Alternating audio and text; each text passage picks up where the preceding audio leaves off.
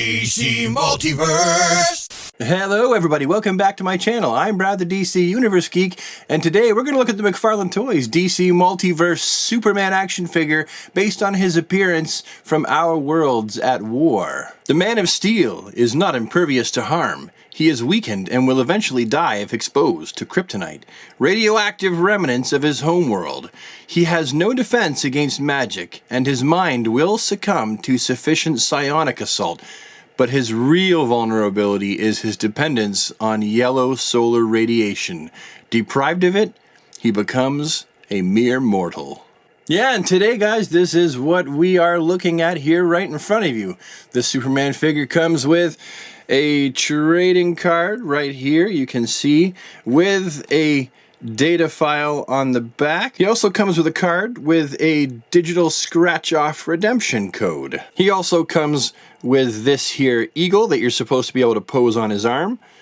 Heaven knows how, considering there's no peg in his arm and there's no pegs in the eagle's feet. And I do believe that this is also a reused piece. He also comes with these open pensive hands.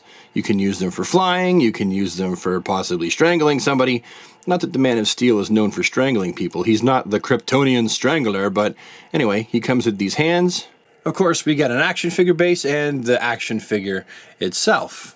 Looking up close at the facial sculpt right away for the Superman figure, it seems to me that this is based off of the artwork of the great Ed McGuinness, one of my favorite Superman artists. And now moving along to the body, his body proportions, feeling that, you know, maybe he makes his characters a little bit too cartoonish, maybe a little bit too bulky, but I feel like using this body buck right here from the Frank Miller Dark Knight Returns Superman was actually the right call for this. I think this is a fantastic looking figure. Just to back up for a second, here is what the packaging looked like for this guy right here. Front of the box, big window, Superman in the front.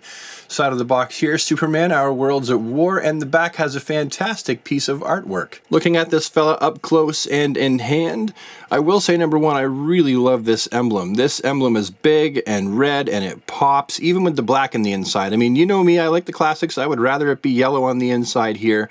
But this still pops, this still looks really fantastic. The blue looks really good too. I really like the blue that they chose for this guy. The back of the cape has a gigantic black S on the back, which we don't get to see very often with McFarlane toys. Usually they skip on putting the S on the back of the cape, so this is indeedy doodly a nice touch.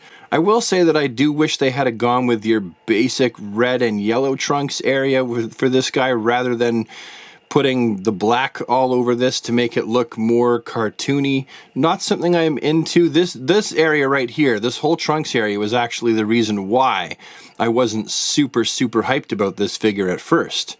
Because I wanted red, and they were giving me black. Here he is in comparison to a Frank Miller Superman figure. Sorry, mine's not vanilla. I had to customize it. You know me, that's just the kind, that's just what I do.